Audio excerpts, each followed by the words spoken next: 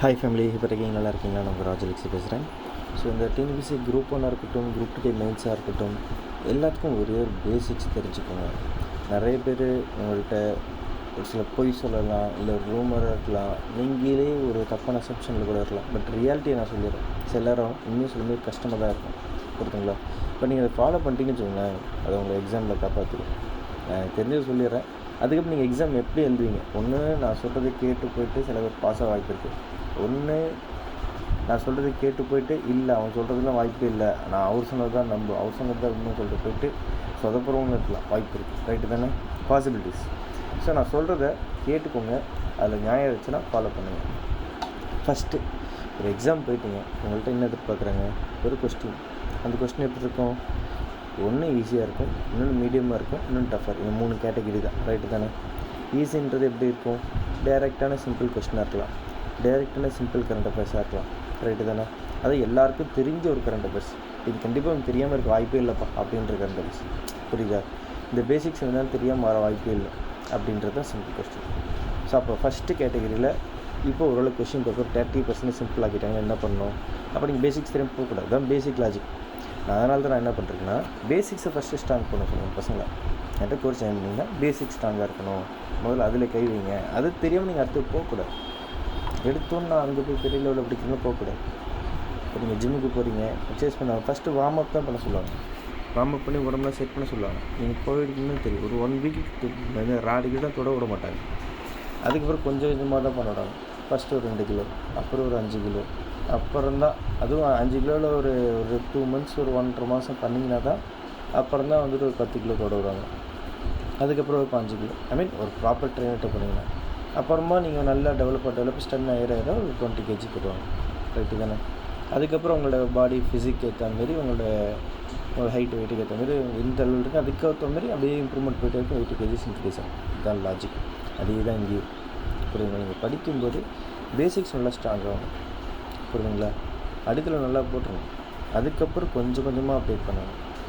புரியுதுங்களா? எடுத்தோன்னே புஷ்ஷுன்னு போய்ட்டு எல்லாத்தையுமே டம்ப் பண்ணிங்கன்னா சொதப்பிடுவீங்க. ரைட்டா? இது மைண்டில் வச்சுக்கோங்க. இப்போ கேட்ட கேள்விக்கு பதில் எழுதணும். இப்போ சிம்பிளாக கேட்டால் பேசிக்ஸ் இருந்தால் நீங்கள் ஈஸியாக அடிச்சுடுங்க. இப்போ அடுத்து கரண்ட் அஃபேர்ஸ் நீங்கள் எவ்வளோ படிக்க போகிறீங்க? இப்போ கம்பைலேஷன் அப்படியே அடித்து நொறுவாங்க. ரைட்டு தானே? ஒரு மாதத்துக்கு ஒரு 300 பேஜ் வாங்கி வச்சுக்கோங்க, தப்பு கிடையாதுப்பா. காசு இருக்குது, வாங்குங்க. 5000 சொல்லுவாங்க, 10,000 சொல்லுவாங்க, ஏன் 50,000 கூட சொல்லிட்டோம். இல்லை உங்களுக்கு இன்னும் ஏதாச்சும் கொஸ்டின் பேப்பர் எடுத்து டெலகிராமில் கூட சில பேர் ஷேர் பண்ணுவாங்க, அதை கூட எடுத்து யூஸ் பண்ணுங்கள். ஆனால் எக்ஸாமுக்கு வரலாம் என்ன பண்ணுவீங்க? நான் கேட்குறது தான். யாராலுமே கரண்ட் அஃபேர்ஸை ப்ரெடிக்ட் பண்ண முடியாது. புரியுதுங்களா? ஓகே, அப்படி ப்ரெடிக்ட் பண்ணுறாங்க, அவங்கள்ட்ட வந்திருக்குன்னு சொல்கிறாங்க, எல்லாம் ரைட்டு தான். சரி, எவ்வளோ படிச்சுட்டு போவீங்க உங்கள் டைம்? ஏன்னா இந்த இது எக்ஸாம் பொறுத்து short time period, exam timing ரொம்ப கம்மி. ரைட்டு தானே? இந்த எவ்வளோ டைமில் நீங்கள் என்ன பண்ண போகிறீங்க அதை நீங்கள் யோசிக்கணும். இப்போ ஒன்றும் இல்லை, இப்போ என்கிட்ட இன்றைக்கி நீங்கள் ஃபார் 1ஆம் தேதி ஜாயின் பண்ணுறீங்க கொடுத்து ஒன்று கரண்ட் அஃபேர்ஸ்க்கு நான் கொடுப்பேன். என்ன மாதத்துக்கு ஒரு 20 கொஸ்டின் தான் நான் சொல்லுவேன். ரைட்டா? இப்போ நவம்பர் 2021 டிசம்பர் 2022 வரைக்கும் நான் சொல்கிறேன். ஒரு 240 கொஷின்ஸு. அந்த 240 கொஷின்ஸ் அட்லீஸ்ட் இந்த டாபிக் தெரிஞ்சுக்கிட்டு ஒரு பேசிக் எடுத்துகிட்டு போனால் கூட போதும். நான் தான் சொல்லுவேன். புரியுதுங்களா? மனப்பாடம் பண்ணிட்டு போங்க கூட சொல்ல மாட்டேன். பேசிக் ஐடியா என்ன நடந்திருக்கு, அதில் என்ன முக்கியமான டைம்ஸ், என்ன விஷயம் அப்படின்ட்டாச்சும் தெரிஞ்சுட்டு போங்கன்னு தான் சொல்லுவேன். ஆனால் அப்படி இருக்காதுங்க கம்பெரிஷனில். ஏன்னா நீங்கள் பேசிக்ஸே மறக்கிற அளவுக்கு ஒரு கம்பெரிஷன் இருக்கும். ரைட்டு தானே? நான் போய் சொல்லப்போ நீங்கள் வேணால் போய் செக் பண்ணி பாருங்கள். ஓகேவா? இது ஒன்று. அடுத்தது என்னென்னா, இப்போ மீடியம் லெவல் கொஸ்டின்ஸ். இந்த மீடியம் லெவல் கொஸ்டின்ஸாக பார்த்திங்கன்னா அந்த கொஸ்டின் டேர்ம்ஸ் இருக்குல்ல, அதில் கொஞ்சம் கை வைப்பாங்க. ஃபார் எக்ஸாம்பிள் கிரிட்டிக்கல் அனலைசேஷன் இருக்கட்டும், ஓகேங்களா, எவாலுவேட்டு, எலாபரேட்டு, இதுமாரி சில வேர்ட்ஸ். சில பேர் ஒன்றும் இல்லை, இப்போ டிஃப்ரென்ஷியேட்னா இந்த லெஃப்ட் சைடில் ரைட் சைடில் ஒரு டாபிக் இருக்குன்னா அது லெஃப்ட் சைடு ரைட் சைடு வச்சு எழுதணும் அப்படின்ட்டு இருக்கும். ஓகேங்களா? ஸோ அதுமாரி ஒவ்வொரு கொஸ்டினுக்கு ஒரு ஃபார்மேட் இருக்கும். எங்கே இன்ட்ரடக்ஷன் எழுதணும், எங்கே கன்க்ளூஷன் போடணும், எதுக்கு இன்ட்ரடக்ஷன் போடக்கூடாது, எதுக்கு பாக்ஸ் போடக்கூடாது, அதுமாரி எதுக்கு ஸ்டாட்ஸ் எழுதணும், எதுக்கு ஸ்டாட்ஸ் எழுதக்கூடாது, அதெல்லாம் நீங்கள் எழுத தான் பழகும். அதுதான் ஒரு மீடியம் லெவல் கொஸ்டின்ஸ். ரைட்டா? இப்போ நான் அதுவுமே நான் உங்களுக்கு ட்ரெயின் பண்ணுறேன். ஏன்னா என் கொஸ்டின்ஸ் கொஞ்சம் டஃப்பாக தான் இருக்கும் ஆரம்பத்தில். அந்த மீடியம் லெவலில் தான் இனிஷியலாக இருக்கும். புரியுதுங்களா? ஏன்னா பேசிக் இன்னும் உங்களுக்கு ஈஸியாக எழுத முடியும். டேரெக்டாக கொஸ்டின் கேட்டால் எழுத போகிறீங்க, அப்போ பேசிக்ஸ் நீங்கள் படிச்சிருங்க. அந்த பேசிக்ஸே கொஞ்சம் மீடியம் லெவலில் கேட்டால் எப்போ இருக்குன்றது தான் நம்ம டெஸ்ட்டு. அது சொல்கிற புரியுதுங்களா? அப்போ நீங்கள் கொஞ்சம் கன்ஃபியூஸ் ஆவீங்க. அதை நீங்கள் ப்ராக்டிஸ் பண்ண அது ஈஸியாகிடும். அடுத்தது டஃப் லெவல். கண்டிப்பாக இந்த கரண்ட் அஃபேர்ஸ் முக்கியமானது தெரியும், ஆனால் நம்ம விட்டுருப்போம். அதுமாரி தான் சில கரண்ட் அஃபேர்ஸ், சரிங்களா? அதுதான் கொஞ்சம் டஃப் ஆகும். ஓகேவா? நம்ம சிலபஸில் இல்லைன்னு நினைப்போம், இருக்குதுன்னு நினைப்போம், இல்லைன்னு நினைப்போம். இது 2 தான் இருக்குது. இல்லாத ஒரு சிலது கேட்கலாம், ஆனால் சிலபஸ் ரிலேட்டடாக இருக்கும். நமக்கு தெரியாது, சிலபஸில் இருக்குதுன்னு தெரியாமல் போய் மாட்டோம் சிலது, ஓகேங்களா? இல்லைனா கொஸ்டினை கொஞ்சம் பெருசாக கொடுத்துருவாங்க. அதாவது அந்த கான்செப்டை பெருசாக கொடுத்து இதுக்கு என்ன அப்படின்றப்ப நம்ம புரிஞ்சுக்கிறதுக்கு லேட் ஆகும், டைம் எடுக்கும். ஓகேவா? இதெல்லாம் என்னென்னா உங்களுக்கு ப்ரெஷர் ஆக்குறது. ஒரு கொஸ்டினுக்கு இவ்வளோ நிமிஷம் தான் ஒதுக்கணும்னு டைம் இருக்குது. அந்த டைமை நீங்கள் மிஸ் பண்ணிட்டீங்கன்னா கண்டிப்பாக சொதப்புவீங்க. இப்போ இது எப்படி நீங்கள் சரி பண்ணுறது? ஓகே, இதுக்கெல்லாம் இப்போ நான் உங்கள்கிட்ட பதில் சொல்கிறேன். ஓகேவா? இப்போ நீங்கள் இந்த டஃப்பான கொஷின்ஸை நீங்கள் அட்டன் பண்ணுற அளவுக்கு தான் நம்ம கோர்ஸ் இருக்கும். லாஸ்ட் டைம் குரூப் 1ல் எக்கனாமிக்ஸ் கொஞ்சம் டஃப்பாக தான் இருந்துச்சு, புரியுதுங்களா? பட் நம்ம பசங்க கொஷின் புரிஞ்சுட்டு ஆன்சர் எழுதிட்டு வந்தாங்க. அதுதான் முக்கியமானது, சரிங்களா? ஓகே, வாங்க பார்க்கலாம். கேட்ட கேள்விக்கு பதில் எழுதணுங்க. ரொம்ப சிம்பிள். அவங்க என்ன கேள்வி கேட்டிருக்காங்க அதுக்கு மட்டும்தான் பதில். நமக்கு தெரிஞ்சது எழுதுறதுக்கு பேர் அது எக்ஸாம் கிடையாது. நீங்கள் நினைக்கலாம், என்ன அப்புறம் சொல்கிறேன், அது எப்படி நான் கேட்ட கேள்வி தானே எழுத போகிறோம் அப்படின்ட்டு. இப்போ நான் டெஸ்ட் வைக்கிறப்ப நம்ம ஸ்டூடெண்ட்ஸ் பார்த்திங்கன்னா சிலர்லாம் ஸ்டார்டிங் ஸ்டேஜில் ஓவராக கண்டென்ட் எழுதிடுவாங்க, புரியுதுங்களா? அதாவது இப்போ அவங்களுக்கு நிறைய எழுதணும், இதுக்கு நிறைய எழுதணும், மார்க் விழும் அப்படின்னு நினச்சிப்பாங்க. அப்படிலாம் கிடையாது. ஒரு கொஸ்டினுக்கு கேட்ட கேள்விக்குன்னா அந்த அளவில் எழுதணும், சரிங்களா? ஸோ ஓகே, இப்போ அடுத்த கேள்வி கேட்பீங்க. வேர்ட்ஸ் கவுண்ட் இருக்குது. இப்போ 15 மார்க்னா 250 வேர்ட்ஸும் கொடுத்துருவாங்க. நாட் எக்ஸிட்னு ஒரு வார்த்தை கொடுத்துருப்பாங்க. 10 மார்க்ஸ்க்கு 150 வேர்ட்ஸு, 12 மார்க்ஸ்க்கு 150 வேர்ட்ஸு, 6 மார்க்ஸ்க்கு 50 வேர்ட்ஸு. இப்போ எதுக்கு அவங்க நாட் எக்ஸிட்னு கொடுக்குறாங்க? என்ன அந்த வேர்ட்ஸ் தாண்டாது. அது எதுக்குனாக்கா நீங்கள் தாண்டிங்கன்னா அடுத்தடுத்த கொஷினில் உங்களுக்கு குறையும், வேர்ட்ஸ் கவுண்ட் குறையும். ஒரே கொஷினை போட்டு நிறைவேற்றோன்னு வச்சுக்கலாம், அடுத்தடுத்த கொஷின்ஸ் உங்களுக்கு டைம் போய்டும். நமக்கு ஒரு 4 கொஷின் தெரில, மற்ற கொஷின்லாம் தெரியுது, அதுக்காக தெரியாத கொஷினை விட்டுட்டு வரக்கூடாது. தெரியாத கொஷின் அட்டன் பண்ணணும், அதுக்கு உங்களுக்கு டைம் வேணும், ரைட்டு தானே? ஸோ இங்கே வேர்ட்ஸ் கவுண்ட்டை மேனேஜ் பண்ணால் போதும், அன்வான்ட் ஆன்சர் எழுத மாட்டீங்க. நல்லா புரிஞ்சுக்கோங்க, சரியா? வேர்ட்ஸ் கவுண்ட் கண்டிப்பாக மேனேஜ் பண்ணணும். அது எப்படி மேனேஜ் பண்ண முடியும்? டெஸ்ட் எழுதும்போது டெஸ்ட் எழுதி ப்ராக்டிஸ் பண்ணேன். இப்போ நான் ஒரு 135 டெஸ்ட்டு இப்போ குரூப் 1 வைக்கிறேன். அடுத்த நெக்ஸ்ட் இயர் வரப்போதில் ஆகஸ்ட் நோட்டிஃபிகேஷன் அடுத்த வருஷம் மெயின்ஸ் இருக்கும். இப்போ நெக்ஸ்ட் இயர் குரூப் 2க்கு பார்த்திங்கன்னா 102 டெஸ்ட் வைக்கிறேன். எழுதுங்க, எழுத தான் பழக்கம். அவ்வளோ கொஷின்ஸ்க்கு ஆன்சர் எழுதும்போது அந்த வேர்ட்ஸ் கவுண்ட் வரும்போது அந்த டைமிங் ஆட்டோமேட்டிக்காக ஃபாலோ ஆகிடும். இப்போ வரப்போகிற எக்ஸாமுக்கு 37 டெஸ்ட் வைக்கிறோம் குரூப் 1க்கு. ஸோ ஜாயின் பண்ணி எழுதி பார்த்தா தான் உங்களுக்கு தெரியும், ஓகேவா? அடுத்தது பேசிக்ஸும் படிக்கணும், ஸ்கீம்ஸும் படிக்கணும், சிலபஸ்க்கு ரிலேட்டடாக அந்த மட்டும்தான் படிக்கணும், இம்பார்ட்டன்ட் கரண்ட் அஃபேர்ஸ் தான் படிக்கணும். சும்மா கம்பெலிஷன்ஸ் போட்டு கரண்ட் அஃபேர்ஸ் போட்டு சொதப்பிட்டு இருக்கக்கூடாது. நான் எத்தனை கொஷின் 15 20 கொஷின்ஸ் மந்த்லி கொடுப்பேன். அது ரொம்ப இம்பார்ட்டன்ட் டாபிக்ஸு கிறிஸ்பியாக கொடுப்பேன். உங்களுக்கு வேணும் அந்த மந்த்லியில் இருக்கிற ரொம்ப முக்கியமான கொஷின் தான் 15 to 20 கொஷின்ஸ். அது இல்லாமல் கொஞ்சம் எக்ஸ்ட்ரா கரண்ட் அஃபேர்ஸ் உள்ள கொஷின்ஸ் நான் தனியாக கொடு, அது நான் 2 மென்ஷன் பண்ணுறேன். இது ரொம்ப இம்பார்ட்டன்ட், இது இம்பார்ட்டன்ட் அப்படின்னு நான் வேணால் கொடுத்துறேன். இது தெரிஞ்சுட்டு போங்க, இது கண்டிப்பாக தெரிஞ்சுட்டு போங்க, இது தெரியாமல் போகக்கூடாது அப்படின்றது நான் பிரித்து கூட கொடுத்துருவேன், சரியா? ஓகே, இப்போ நீங்கள் பார்த்தீங்கன்னா எக்ஸாம் எழுத போயிட்டீங்க, டெஸ்ட்டை கரெக்டாக டைம் முடிக்கலனா என்ன ஆகும்? கண்டிப்பாக மார்க் குறையும். என்ன அர்த்தம் அப்படின்னா ஒரு கொஷினுக்கும் எத்தனை மார்க் கொஷினுக்கு எவ்வளோ நிமிஷம் எடுத்துக்கணும், அது அடுத்த கேள்வி உங்களுக்கு இருக்குது, ரைட்டா? ஒரு 15 மார்க் கொஷினா 10 நிமிஷம், 10 மார்க்கு 12 மார்க் கொஷின்னா 8 நிமிஷம், 6 மார்க் கொஷின்னா 3 நிமிஷம். அப்படின்னு அர்த்தம் இத்தனை நிமிஷத்துக்குள்ளே நீங்கள் எழுதணும்னு நினைக்கும்போது தேவையான மட்டும் தான் எழுதுவீங்க, ரைட்டா? இம்பார்ட்டன்ட் பாயிண்ட்ஸை சார் எழுதணும். அந்த இதுக்குள்ள சார்ட் போடணும், டயக்ராம் போடணும். ரொம்ப ஷார்ட்டஸ்ட்டு டயக்ராம்ஸ் போட கற்றுக்கணும், ஷார்ட்டஸ்ட்டு சார்ட்டு போட கற்றுக்கணும். சிம்பிளான சார்ட்டு, சிம்பிளான ஃப்ளோ டயக்ராம். ரொம்ப டிஃபிகல்ட்டாக கிராண்டாக போடணும் அவசியமே இல்லை. அந்த இதுக்கு அது தேவையா? ஓகே, அது போகணும், இல்லைனா இல்லை, புரியுதா? ஸோ இப்படி நீங்கள் பண்ணிங்கன்னா அன்வான்டாக ஆன்சர் எழுத மாட்டீங்க, ரைட்டா? கேட்ட கேள்விக்கு கரெக்டாக பதில் எழுதுங்க, டைமிங், ஓகேவா? இது நீங்கள் எழுத ப்ராக்டிஸ் வரும். இல்லை நீங்கள் நல்லா படிச்சுட்டு இப்போ தான் ஃபஸ்ட் டைம் எழுத போகிறீங்கன்னா கூட எழுதும்போது இது தாண்டக்கூட நீங்கள் முடிவு பண்ணிட்டீங்க, தாண்ட மாட்டீங்க, ஓகேங்களா? சரி, ஓகே. சும்மா பிளைண்டாக அவங்க நிறைய பேர் பாஸ் ஆகிட்டாங்க அப்படின்னு சொல்லிட்டு அங்கே போய் பிளைண்டாக நம்பாதீங்க. அங்கே எத்தனை ஆயிரம் பேர் படித்து எத்தனை பேர் பாஸ் ஆனாங்கன்னு கவுண்ட் பண்ணி பார்த்தீங்கன்னா உங்களுக்கு தெரியும், சரிங்க? அதை நான் நிறைய பேர்கிட்ட சொல்கிறேன். எத்தனை பேர் அவங்களுக்கு வெளில இருக்க மாரி வெளில விட்டுருக்காங்க. என்கிட்ட 2500 பேர் படித்தாங்க, அதில் 2 பேர் பாஸ் பண்ண. 10,000 பேர் படித்தாங்க, அதில் ஒருத்தர் தான் பாஸ். யார் சொல்லிருக்கா? இப்போ கேட்டு பாருங்கள். அதில் ரேண்டமில் பாஸ் ஆகிறவங்களும் இருப்பாங்க, ஓகேங்களா? அதனால் ஒரு ஃபேக்ட் எடுத்துக்கோங்க. இத்தனை பேர் பாஸ் ஆகிறாங்களா? ஓகே, நோ ப்ராப்ளம், ஓகேவா? அதுமாதிரி வெளில சொல்ல மாட்டாங்க. அப்போ என்ன அர்த்தம், நீங்கள் எங்கே போனாலும் நீங்கள் படித்தா தான் பாஸ் ஆக முடியும். ஸோ அதனால் நீங்கள் என்கிட்ட ஜாயின் பண்ணனாலும் பரவாயில்ல, பெரியம்ஸில் ஜாயின் பண்ணலாம் பரவாயில்ல, நீங்கள் தனியாக படித்தாலும் பாஸ் ஆக வாய்ப்பு அதிகம். அதனால் புரிஞ்சுக்கோங்க, ஓகேவா? என்கிட்ட ஜாயின் பண்ணிங்கன்னா ஒரு இண்டிவிஜுவல் கைடன்ஸ் கிடைக்கும், ஒரு பக்காவாக சொல்லிக் கொடுப்பேன். இது தேவையில்லாத அவங்க படிக்க வர மாட்டேன். அதேமாதிரி அவங்களுக்குள்ள ஒரு இது படிச்சிருப்பாங்க, இப்படிங்க அவங்க மெட்டீரியல் தருவாங்க, சொல்லிக் கொடுப்பாங்க, எல்லாம் ரைட்டு தான், ஓகேவா? ஜஸ்ட் அவங்க அடுத்த கட்டத்துக்கு உங்களை தள்ளிட்டு போகிறதுக்கு ஒரு ஆள். அதுவும் சில பேர் பண்ணுறதும் இல்லை, காசை வாங்கிட்டு ஏமாத்துறவங்களும் இருக்காங்க. அதில் விட்டுருங்க, அது தேவையான விஷயம். ஆனால் நீங்கள் உங்களை அனலைசிஸ் பண்ணணும், அதுதான் ஃபஸ்ட்டு மேட்ரு, ஓகேங்களா?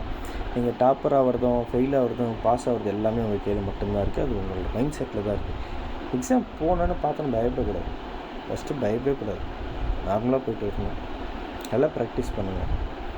நீங்கள் ஒவ்வொரு டெஸ்ட் எழுதும்போதும் அது ஒரு அஃபிஷியல் எக்ஸாம் நினச்சிட்டு எழுதினா தான் அன்றைக்கி போகிறப்ப பயம் இருக்காது, ரைட்டா? இந்த சாதாரண எக்ஸாம் போய் எழுதிக்குவாங்க, ஓகேங்களா? அடுத்து இன்னும் சில பேருக்கு ஒரு மித்து இருக்குது, ஃபீஸ் அதிகமாக கட்டுற இடத்துல தான் பாஸ் ஆவாங்க, ஃபீஸ் அதிகமாகச்சா தான் அது. அப்படிலாம் கிடையாது. என்னால் கம்மி காசில் கொடுத்து பெஸ்ட்டானது கொடுக்க தெரியும், நான் கொடுத்துட்ருக்கேன், ஓகேங்களா? நம்மக்கிட்ட ஃபீஸும் கம்மி, குவாலிட்டியான கண்டென்ட் இருக்கும், ஓகேங்களா? அடுத்து குவான்டிட்டி இருக்குது, தேவையான குவான்டிட்டி இருக்குது. அன்வான்டட் கண்டென்ட்ஸ்லாம் கொடுக்க மாட்டேன். உங்களோட கம்ஃபர்டபுளுக்கு ஏற்ற மாதிரி எக்ஸாமுக்கு தேவை அதை மட்டும் படிக்கின்ற மாதிரி தான் நான் கொடுப்பேன். எல்லா இடத்துலையும் மெட்டீரியல் கொட்டு கிடைக்குதுங்க. பட் ஆனால் தேவையான கண்டென்ட்டை தேவையான ஃபார்மெட்டில் சொல்லி கொடுக்குறவங்க தான் முக்கியம். அதை நான் கரெக்டாக பண்ணிட்டுருக்கேன், ஓகேவா? ஓகே, எக்ஸாமில் டாப் லிஸ்ட்டில் வரணும், ரேங்கர்ஸில் வரணும். அப்போ என்னது, உங்களை வீக் பார்ட்டை கண்டிப்பாக சரி பண்ணணும். நீங்கள் இப்போ ஸ்ட்ராங் பார்ட்டை படிச்சுட்டே இருப்பீங்க, ரிவிஷன் பண்ணுறீங்க. நீங்கள் எதில் வீக்காக இருக்கீங்களோ அதையும் சைமல்டேனியஸாக படிக்கணும், ஈக்குவலாக படிக்கணும். டென்ஷனாக கூடாது. உங்களுக்கு இருக்கிற டைம் நல்லா முழுசாக பயன்படுத்தணும்.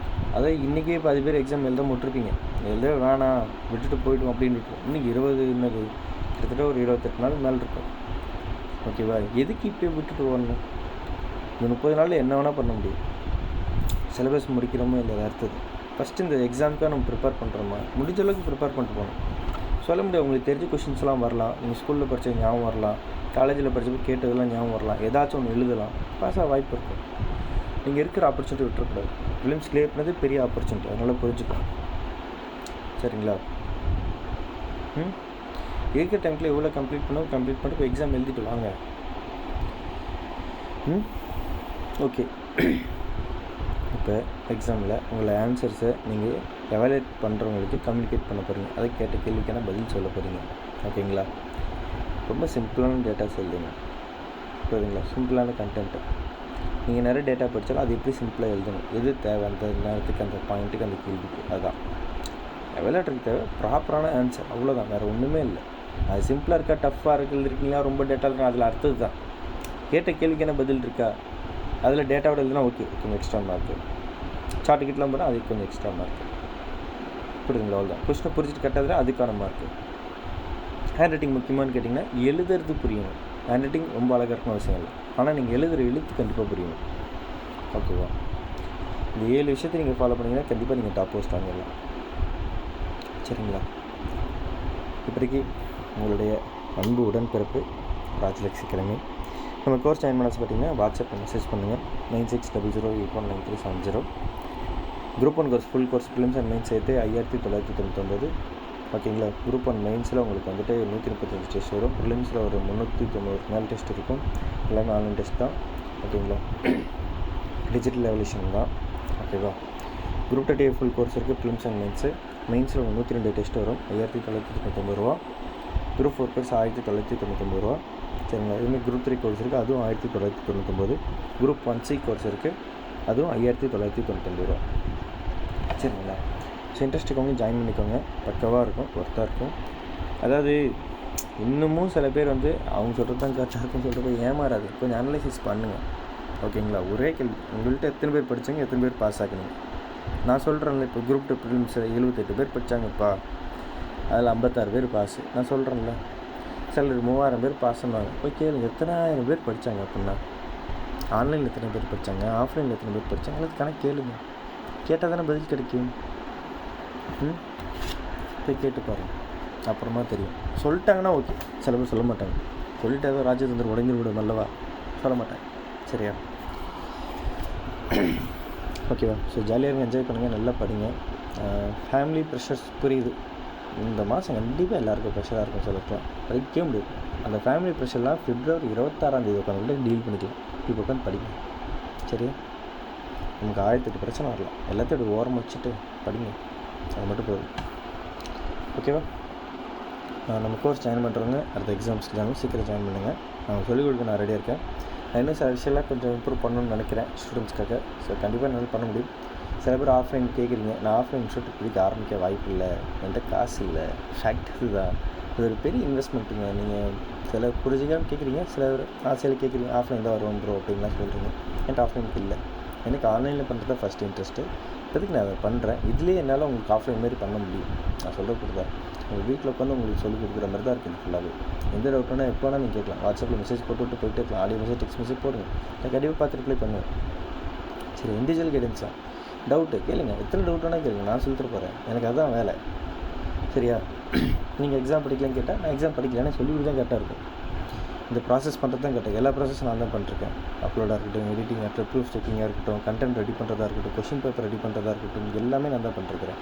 ஸ்டூடெண்ட்ஸுக்கு கைடன்ஸ் கொடுக்குறதா இருக்கட்டும், ஸ்டூடெண்ட்ஸ்கிட்ட பேசுகிறதா இருக்கட்டும், என்கொயரிக்கு நான் பேசுகிறேன், எல்லாமே நான் மட்டும் தான் பண்ணிருக்கேன். ஸோ ஒரு ஆளாக தான் எல்லாத்தையும் பண்ணிருக்கிட்ட அப்போ எனக்கு டைம் கிடைக்காது. எனக்கு எக்ஸாம் எழுத இன்ட்ரெஸ்ட் இல்லை. எனக்கு இப்போ சொல்லிக் கொடுக்கணுன்றது பசங்களை பாஸ் ஆக்கணும் இன்ட்ரெஸ்ட் இல்லை. அது நான் தெளிவாக இருக்குது. இது நான் வந்து ஆமாம், இது ஒரு சர்வீஸ் பேஸ்டு பிஸ்னஸ். நான் பிஸ்னஸாக பண்ணுறேன், நல்லா புரிஞ்சுக்கோங்க, ஓகேவா? ஆனால் அதில் ஒரு எத்திக்ஸை ஃபாலோ பண்ணுறேன். அதிகமான ஃபீஸ் வாங்கலாம். இப்போ கூட 5999 ஏன் போட்டால் அந்த டெஸ்ட் இன்க்ரீஸ் பண்ணிட்டேன். டெஸ்ட் இன்க்ரீஸ் பண்ணால் ஸ்டாஃப் சேலரி பண்ணணும்ல. நான் மட்டும் எவல்யூஷன் பண்ணால் பரவாயில்ல. இப்போ என்கிட்ட நிறைய ஸ்டூடெண்ட் ஜாயின் பண்ணுறீங்க, ஒரு 15 பேர் 30 பேர் ஜாயின் பண்ண கூட ஸ்டாஃப் போட்டு அவங்கள வச்சு எவல்யூஷன் பண்ணுவேன், புரியுதுங்களா? அவங்களாம் சேலரி பண்ணணும்ல, அதுக்காக தான் ஃபீஸ் இன்க்ரீஸ் பண்ணேன். என்னோட லாபத்துக்கு 13,000 நான் வைக்கல, 13,000 தான் இருக்கும் ஆக்சுவலாக பார்த்தா. அப்போ தான் அவங்க ஸ்டாஃப்க்கு இன்னும் நல்ல சேலரி கொடுக்க முடியும். பட் இருந்தாலும் ஓகே, பசங்களுக்கே இந்த ஃபீஸ் வரணும்னு சொல்லிட்டு தான் 13,000 ஃபீஸை 5999 வச்சுருக்கேன். நீங்கள் பாருங்கள், ஜாயின் பண்ணி பாருங்கள், டெஸ்ட் எழுதுங்க. இப்போவே சில பேர் என்கிட்ட ப்ரிலிம்ஸ் கிளியர் பண்ணிட்டு மெயின்ஸ்க்கு வேறு இன்ஸ்டியூட்டில் போய் ஜாயின் பண்ணுறவங்களாம் இருக்காங்க. இப்போ குரூப் பண்ணிக்கே சொல்கிறேன், கஸ்டமருக்கு என்கிட்ட சொல்கிறாங்க, ப்ரோ அந்த இன்ஸ்டியூட்டில் ஜாயின் பண்ணிட்டேன், இந்த இன்ஸ்டியூட் ஜாயின் பண்ணிட்டேன். மீன்ஸ் ஃபஸ்ட்டு நம்பிக்கை வைங்க. ஆன்லைனில் ஒருத்தன் பண்ணுறேன்னா ப்ரிலிம்ஸ்க்கு மட்டும் உங்களுக்கு பாஸ் பண்ண வைக்க முடியாது, நான் மெயின்ஸ் என்னால் பாஸ் பண்ண வைக்க முடியாதா? ஏன் அந்த நம்பிக்கை உங்களை விட்டு போகுது? அதெல்லாம் கஷ்டமாக தான் இருக்கும். ஒரு அம்மாவை ஏமாத்துற மாதிரி தான், பெற்ற அம்மாவை ஏமாத்துற மாதிரி தான் அதெல்லாம். நான் உங்களை ஒரு குழந்தை மாதிரி தான் பார்க்குறேன். ஒரு எக்ஸாம் ப்ராசஸில் ஏமாத்திட்டு போகும்போது இதாக தான் இருக்கும், கஷ்டமாக தான் இருக்கும். சரி பரவாயில்ல, சொல்கிறீங்களா, அதுலேயும் சந்தோஷம். சொல்லிட்டாச்சா போயிடுங்க ஆரம்பத்திலே. இப்போ கூட ஒன்றும் இல்லைங்க, 110 பேர்கிட்ட இருந்தாங்க குரூப் 2 மெயின்ஸ் பேட்சில். அதில் நான் நிறைய பேர் இப்பயே வந்து 10 பேர் படிக்கலை, 10 பேர் சுத்தமாக ரெஸ்பான்ஸ் பண்ணுறதில்ல. சிலர் வந்து அங்கே போயிருப்பாங்க. எனக்கு தெரிஞ்சு ஒரு 8-10 பேர் இப்போதைக்கு படிக்கிறாங்கன்னு நினைக்கிறேன். அதுவும் February 15 தான் தெரியும் மற்றவங்களாம் யார் யார் ரிப்ளை பண்ணுறாங்க, என்னென்ன படிச்சிருக்காங்க, ஸ்டேட்டஸ்லாம் சொல்லும் போதும் தெரியும் உண்மையான ஸ்டூடெண்ட்ஸ். அப்போ நான் சொல்கிறேன் என் ஸ்டூடெண்ட்ஸ் கவுண்ட்டை. சும்மா ஜாயின் பண்ணுறவங்களாம் என் ஸ்டூடெண்ட்ஸ் கவுண்ட்டு நான் இனிமேல் எடுத்துக்கவே போகிறதில்ல, ஓகேவா? By friend, best.